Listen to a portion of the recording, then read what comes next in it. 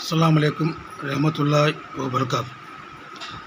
ఇప్పుడు మాట్లాడేదానికి వీడియో పెట్టడానికి ముఖ్య ఉద్దేశం, నిన్న దాదాపు 15 మంది కడప జిల్లా కోర్టుకు హాజరైనారు.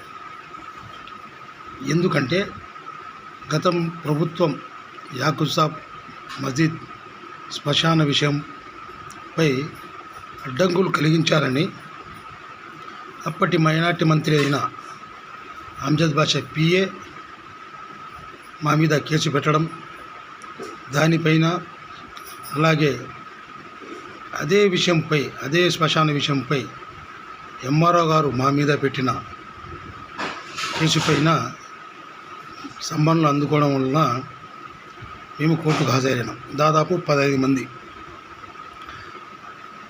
తప్పుడు కేసులే, దానికి మూల్యం గత ప్రభుత్వం చెల్లించింది.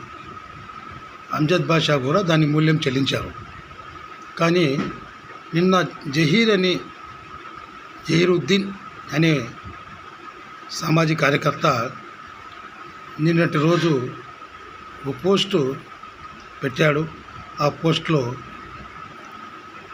మాజీ మంత్రి ఉప ముఖ్యమంత్రి అయిన అమ్జద్ బాషాపై, వారి యొక్క పిఏపై పురుష పదజాలంతో మాట్లాడిన తీరు నేను తీవ్రంగా ఖండిస్తున్నాను.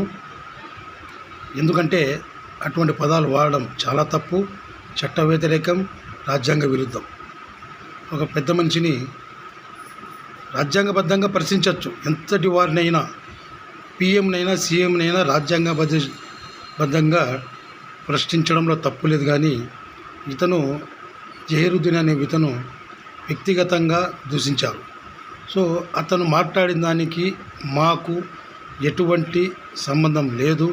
మేము దాన్ని తీవ్ర స్థాయిలో ఖండిస్తున్నాం. మేము అతనికి ఫోన్లు చేసి చెప్పాము వీడియో తొలగించమని, అతను తొలగించలేదు. దానికి మేము బాధ్యులం కాదు. అస్సలాము అలైకుం రహమతుల్లాహి వబరకాతుహు.